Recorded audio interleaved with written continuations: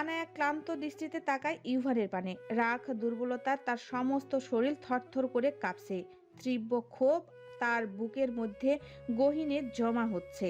সেই মুহূর্তে ক্লান্ত গলায় বলে ওঠে, আমি কিছু করিনি ইউভান ভাই, বিশ্বাস করুন। ততক্ষণে তান্হা গর্জে উঠে বলে, ছি আনায়া, ছি! মিথ্যা কথা বলতে লজ্জা করে না তোর?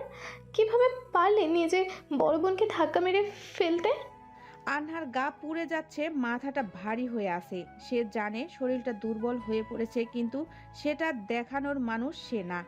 আনায়া কাঁপা কাঁপা কণ্ঠে ইউভানের দিকে তাকিয়ে বলে ওঠে। ইউভান, ইউভান ভাই, আমি। আর কিছু বলতে পারে না আনায়া, তার আগে ইউভান ধমক দিয়ে ওঠে। চুপ, একদম চুপ। অনেক বড় কলিজা হয়ে গিয়েছে না তোর? টেনে ছিঁড়ে দিয়ে ওটা। কোন সাহসে নিজের হাতেই বস্তাকে ধাক্কা মারলি বল? বাসায় কি গার্ডের অভাব পড়েছে? তোর যদি ধাক্কা মারার ইচ্ছাই হয় তাহলে গার্ডদের বললি না কেন? নিজে কেন কষ্ট করলি? হ্যাঁ, তোর শরীর থেকে কত ক্যালোরি শক্তি অপচয় হয়েছে সামান্য কাজে ধারণা আছে? আনায়া কয়েকবার পলক ঝাপটালো, তার হৃদস্পন্দন জোরালো হয়ে উঠেছে। ইভান সরে দাঁড়ায়, চুলগুলো এক হাতে পেছনে ঠেলে। তার চোখ মুখ কেমন উদ্ঘিন্ন হয়ে আছে। আনায়া ফ্যাল ফ্যাল করে চেয়ে রইল শুধু। ইভানের কথা তার বোধগম্য হচ্ছে না। তানহা অবাগের চরম পর্যায়ে চলে যায়। ইভান তাকে বস্তা বলেছে, কল্পনাও করতে পারেনি ইভান এমন কথা বলবে তাকে। আপনি এসব কি বলছেন ইউভান? এই মেয়েটা আমাকে ধাক্কা মেরে ফেলে দিল, আমি ব্যথা পেয়েছি, সেদিকে আপনার কোনো মাথা ব্যথা নেই। অথচ আনায়ের শরীরে শক্তির অপচয় হয়েছে, সেখানে এত মাথা ব্যথা। আমি আপনার হবু বউ হই, ভুলে গেলেন আপনি?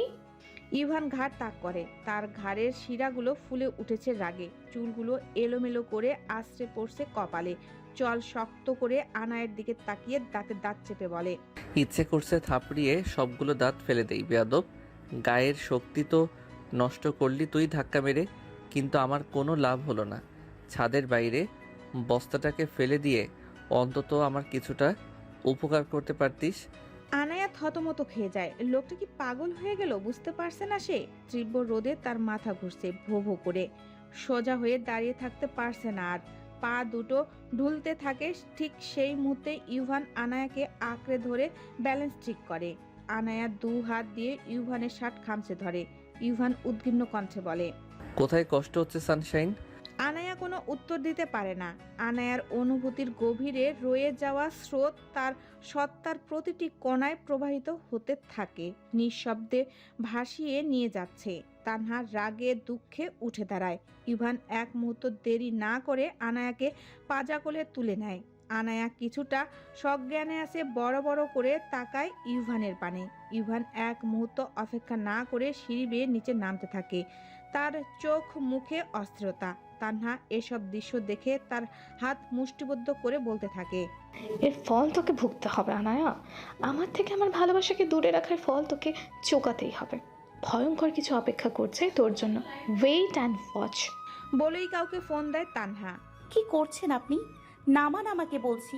ইভান কঠোর চোখে তাকিয়ে বলে, তোর গায়ে হাত তুলতে আমার একটু সময় লাগবে না আনু। অষ্টাদশীর চোখ করুণায় ছলছল করে ওঠে। তার জানের প্রাণের ফুসফুসের ইভান ভাইয়ের কাছে 24 ঘন্টা থাপ্পড় খাওয়ার কথা শুনতে শুনতে অতিষ্ঠ সে। আনায়ার বড্ড অভিমান হয়, কেন সে সব সময় চর খাবে। রাগ অভিমান মিশ্রিত কণ্ঠে বলে, আপনি আমাকে মারবেন? তুই যদি আর একটা শব্দ বলিস আমি তোকে কোল থেকে নিচে ফেলে দিব। আনায়া এবার দমে যায়। এই অসভ্য বদমাশ লোকের উপর তার কোনো বিশ্বাস নেই। নিজের হবু বউকে ছাদ থেকে ফেলে দেওয়ার কথা বলতে পারলে তাকে ফেলে দিতে বাধা কি? আনায়া খুব ভালো মতো বুঝতে পেরেছে ইভান হলো একটা সাইকো। ইভান আনায়ার রুমে প্রবেশ করে বিছানায় শুয়ে দেয় তাকে। আনায়ার শরীরে জ্বর তীব্র মাত্রায় বেড়েছে। বহু কষ্টে চোখ মেলে রেখেছে তার।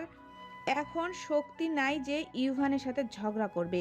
ইউভান আর এক মুহূর্ত না দাঁড়িয়ে রুম থেকে বেরিয়ে আসে। আনায়া ভাঙ্গা চোখে সেদিকে তাকিয়ে রইল। মনের মধ্যে হাজারো ধোঁয়াশা ঘুরপাক করতে থাকে।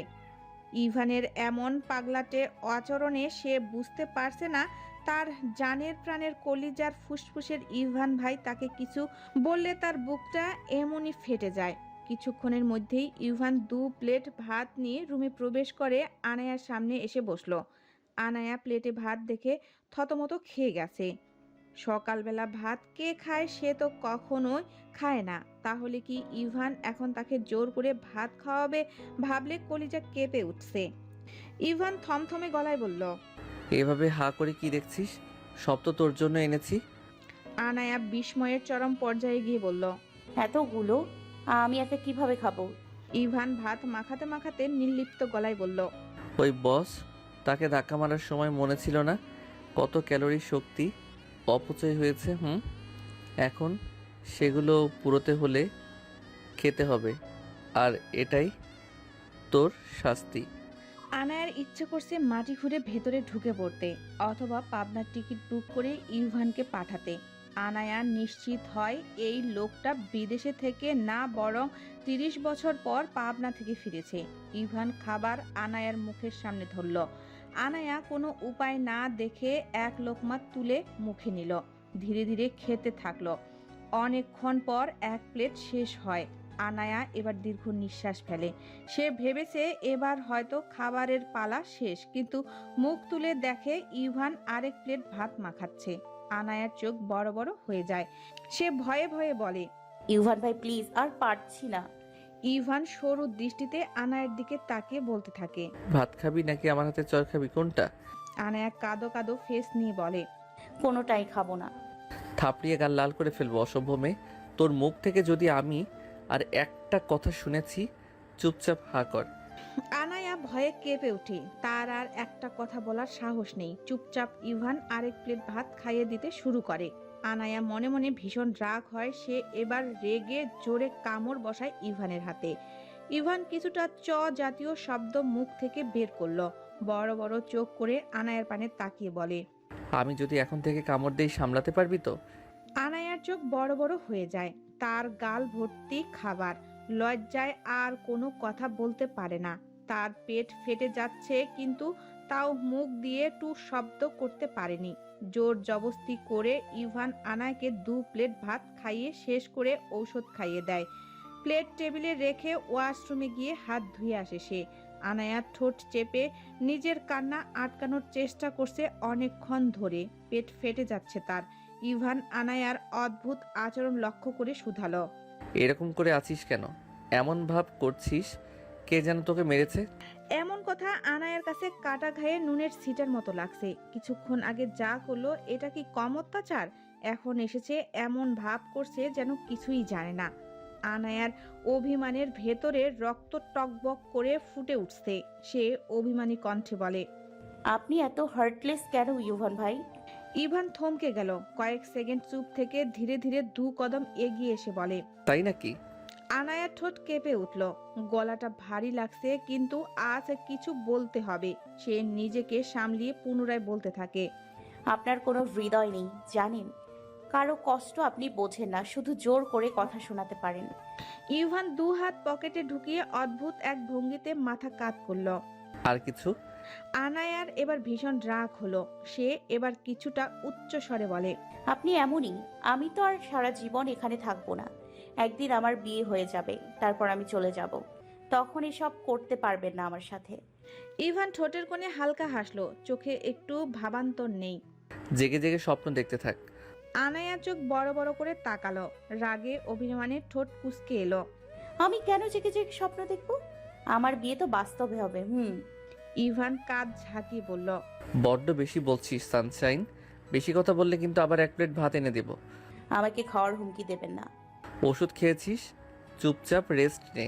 সামনে এক্সাম, তাড়াতাড়ি সুস্থ হতে হবে তোকে। বলেই চুপচাপ পেছন থেকে ফিরে যেতে লাগলো। আনায়ার আরো বেশি অভিমান হয়। অভিমানে জমে ওঠার সঙ্গে সঙ্গে হৃদয়ের তোলপাড় বাড়তে লাগলো। অশান্ত সমুদ্রের ঢেউয়ের মতো উথাল পাথাল করছে অনুভূতিগুলো আনায়ার। বলছি শুনছেন? হঠাৎ ইউভানের পা থেমে গেল অষ্টাদশীর অভিমানীর গলার আওয়াজে। সে এবার পেছনের দিকে ফিরে অষ্টাদশীর চোখে চোখ রাখে। সেই চোখে স্পষ্ট বোঝা যাচ্ছে এক আকাশ পরিমাণ অভিমান লুকিয়ে আছে। ইউভান কিছুটা ঠান্ডা কণ্ঠে বলে, শুনছি ম্যাডাম। আনায়ার চোখ ভিজে এলো। এক নিঃশ্বাসে বলে ফেলে, আমার বিয়ে হওয়ার পর আমি চলে গেলে আপনার কি একবারও মনে পড়বে না আমার কথা? ইভান গভীর চোখে চেয়ে থেকে নির্লিপ্ত গলায় উত্তর দিল। পৃথিবীর সবকিছু কি মনে রাখার জন্য হয়? আনায়ার বুকটা যেন মোচড় দিয়ে উঠল। আরও কিছু বলার চেষ্টা করলো, কিন্তু গলা দিয়ে কোনো শব্দ বের হলো না। অন্যদিকে তাকিয়ে মুখে তাচ্ছিল্যের হাসি ফুটিয়ে তুলল। ইভান আর কোনো কথা বাড়ায় না, রুম থেকে বেরিয়ে যায়। রুহি আজ ভার্সিটি যায়নি, কারণ রাতে ইভানের বাংলাদেশের প্রথম কনসার্ট। রুহি মনের আনন্দে লাফাতে লাফাতে বাগানের দিকে এগোতেই ঠিক সেই মুহূর্তে তার চোখ আটকায় মাত্র গাড়ি থেকে নামা পিয়াসের উপর। রুহি থেমে দাঁড়ায়। পিয়াস হাতে কয়েকটা ফাইল নিয়ে বাসার ভেতরে ঢুকে হয়তো ইভানের সাথে দেখা করতে। রুহি পেছন থেকে ডেকে উঠল। হেই এলিয়ান। পিয়াস দরজা দিয়ে প্রবেশ করতে যাচ্ছিল, কিন্তু মেয়েলি কণ্ঠের আওয়াজ শুনে থেমে দাঁড়ায়। রুহি দৌড়ে হাঁপাতে হাঁপাতে পিয়াসের সামনে এসে দাঁড়ায়। পিয়াস 2 কদম পিছে হাঁটে। তৎক্ষণাৎ রুহি প্রশ্ন করে, কি করছেন এখানে আপনি? পিয়াস কোনো উত্তর দেয় না, পাশ কাটিয়ে চলে যেতে লাগলো। রুহির এবার বড্ড রাগ হয়। আরে আপনি কি বোবা নাকি নাকি আমাকে ইগনোর করছেন? পিয়াস কিছুটা বিরক্ত নিয়ে পিছনে ফিরে তাকায়, এরপর গম্ভীর কণ্ঠে বলে ওঠে, আমি এখানে কাজ করতে এসেছি, আপনার প্রশ্নের উত্তর দিতে না। রুহি হা হয়ে যায়। সে মনে মনে খুবই ইমপ্রেসড। পিয়াসের ব্যক্তিগত রুহির মনের গভীরভাবে প্রভাব ফেলে। রুহি পুনরায় পিয়াসের সামনে এসে দাঁড়ায়। আপনাকে না কিন্তু আমার খুব মনে ধরেছে। পিয়াস এক মুহূর্ত থমকে গেল, চোখ কুঁচকে তাকায় রুহির দিকে, তারপর নিষ্প্রেহ গলায় বলল,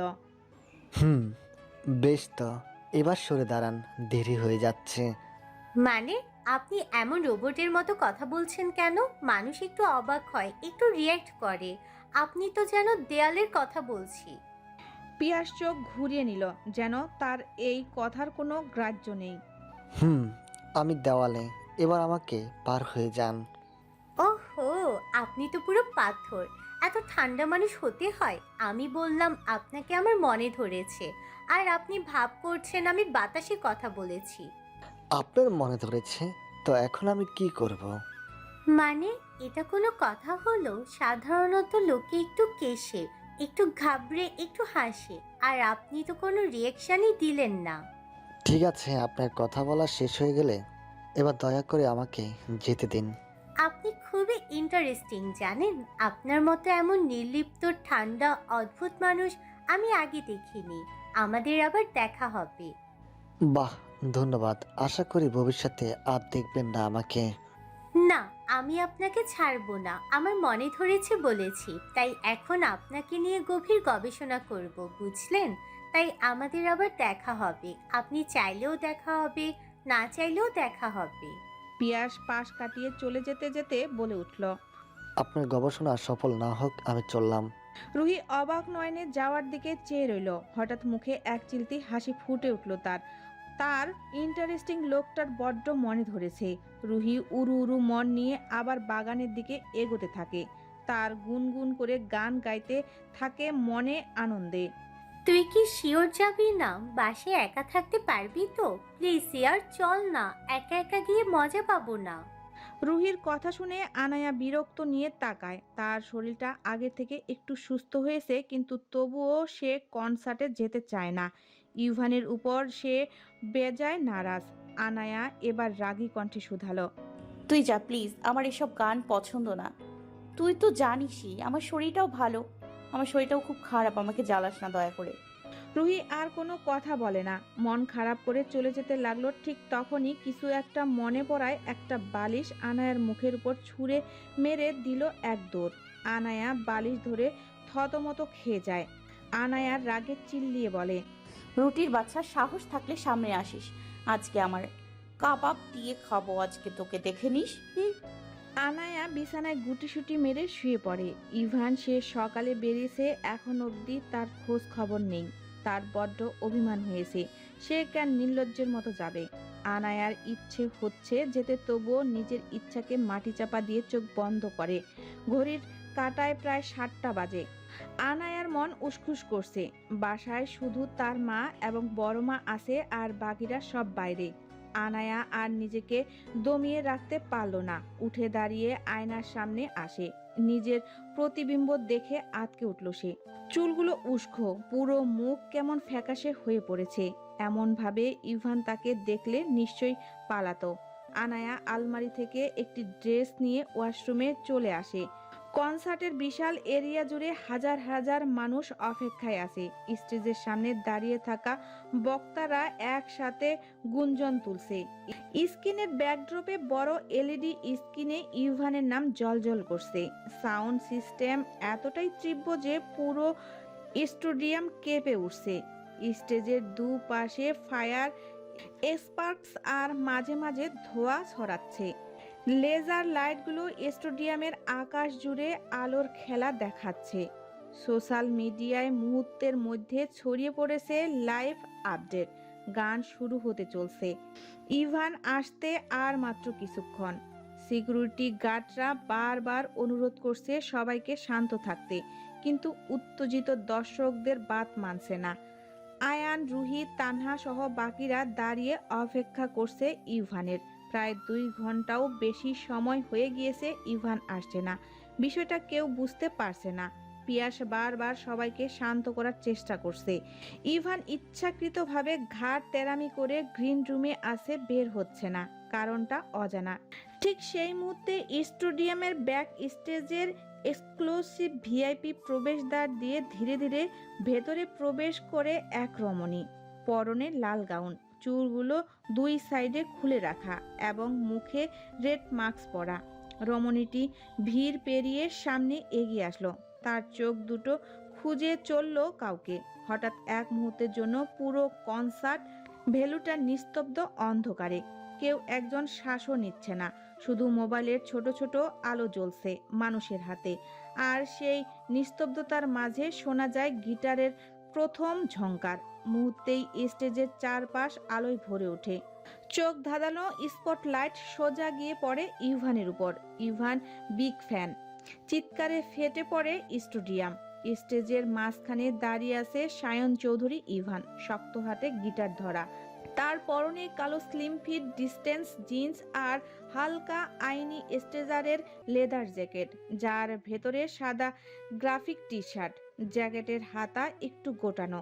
তার নিচে দেখা যাচ্ছে ব্যাসলেট আর রিং। চুলগুলো ঘাড় পর্যন্ত লম্বা, যা হালকা ওয়েভি আর ব্যাক সুইফট স্টাইলে সেট করা। রমণীটি থমকে দাঁড়ালো ইভানকে দেখে। তার হাত আপনা আপনি বুকে উঠে আসে। ইভানের চোখ রমণীটির উপর স্থির। রমণীটি কেউ না, বরং আনায়া। আনায়া এভাবে এসেছে যেন কেউ তাকে চিনতে না পারে। স্টেজে অনেক কাপলরা ড্যান্সের জন্য এগিয়ে আসছে। ইভান গান গাইবে এবং তারা নাচবে। মুগ্ধ দৃষ্টিতে আনায়া তাকায় সেদিকে। মিউজিকের ডিপ বিট এসে আসে আনায়ার কানে। তৎক্ষণাৎ ইভান সবার দিকে চোখ বুলিয়ে তার ধারালো কণ্ঠে গান গাইতে থাকে। He is a hustler. He is not good at all. He is a loser. He is a bum. He lies, he bluffs, he is unreliable. He is sucker with a gun. I know you told me I should stay away. I know you said he's just a dog astray. He is a bad boy with a talented heart. And even I know this, I am smart. গানের মাঝে Ivan ঠোঁট দিয়ে সেই অদ্ভুত বাঁশি বাজায়, যেটা শুনে আনায়ার কলিজা কেঁপে ওঠে। এই বাঁশির সুর সে শুনেছে। হ্যাঁ, মনে পড়েছে। এটা তো সেই টম যেটা ওই দিন ভার্সিটিতে শুনেছিল অন্ধকার রুমে। আনায়ার হাত পা কাঁপতে থাকে। এই মিউজিকের টোনটা তার ভীষণ ভয় করে। তাৎক্ষণিক ইভান আনায়ার দিকে এক পলক তাকিয়ে পুনরায় গায়। But mama, I am in love with a criminal, and this type of love is not rational, it's physical.